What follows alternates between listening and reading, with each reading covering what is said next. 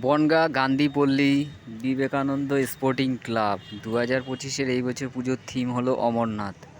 দেখতেই পাচ্ছ অমরনাথ মন্দিরের আদলে কিন্তু এই বছর দুর্গাপুজো প্যান্ডেলটি তৈরি করেছে। মণ্ডপটা কিন্তু বাইরে থেকে সত্যি অসাধারণ লাগছে। আর দু সাইডে সম্পূর্ণ দিয়ে কিন্তু ভেতরে ঢোকার রাস্তা রয়েছে। আর তার সামনে রয়েছে বিভিন্ন ধরনের গাছ, কিন্তু সুন্দর সুন্দর সবুজ গাছগুলো কিন্তু সাজানো রয়েছে। আর অমরনাথের মন্দির যেমন পাহাড়ের উপরে বা পাহাড়ে ডিঙ্গিয়ে কিন্তু সেই মন্দিরে যেতে হয়, তেমনি কিন্তু থিমটা কিন্তু সেইভাবেই কিন্তু তৈরি করার অনেক চেষ্টা করা হয়েছে বা সুন্দর করে করেছে।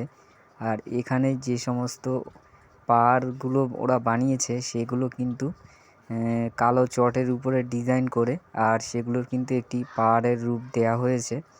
আর পাহাড়ের উপরে যে সমস্ত গাছ হয় সেই গাছও কিন্তু এখানে কিন্তু সারিভাবে কিন্তু লাগানো রয়েছে, দেয়া হয়েছে। আর এই হচ্ছে পুজো মণ্ডপের যে সাইডে, দু সাইডে যে ছোট ছোট মন্দির রয়েছে সেই মন্দিরেও কিন্তু ঠাকুরের মূর্তি বসানো রয়েছে। আর এই হচ্ছে সেই পাহাড়ের উপরে অমরনাথ বা আমাদের ভোলানাথের যে মূর্তি। আর এই যে দেখতে পাচ্ছ, এগুলো কিন্তু পাহাড়ের ছোট ছোট স্তূপের কিন্তু রূপ দেয়া হয়েছে, যেগুলো সত্যি খুবই অসাধারণ।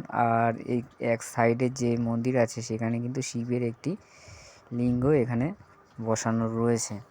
তো অসাধারণ এই পুজো মণ্ডপটি কিন্তু আমাদের বনগাঁতে হয়েছে। আর দেখতেই পাচ্ছ এই হচ্ছে ভেতরের ঢোকার রাস্তা।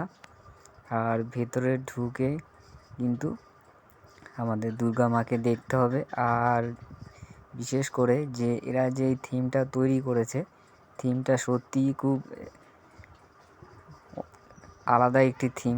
যে থিমটা দেখে মনেই হচ্ছে না যে এটা কোনো পুজো প্যান্ডেল। এটা এমনই মনে হচ্ছে যে এত সুন্দর যে থিমের লুকটা দিয়েছে, যে বোঝাই যাচ্ছে যে এটা অমরনাথের যে মন্দির পাহাড়ের উপরে, ঠিক সেরকমভাবেই কিন্তু প্যান্ডেলটিকে তৈরি করা হয়েছে। আর এখানে আমাদের যে দুর্গা মাকেও কিন্তু অসাধারণ রূপে কিন্তু সাজিয়ে তোলা হয়েছে, এবং মাকে যে ডিজাইন করা রয়েছে মায়ের, তো মাকে কিন্তু এখানে সত্যি একটা আলাদা রূপেই কিন্তু সাজানো হয়েছে।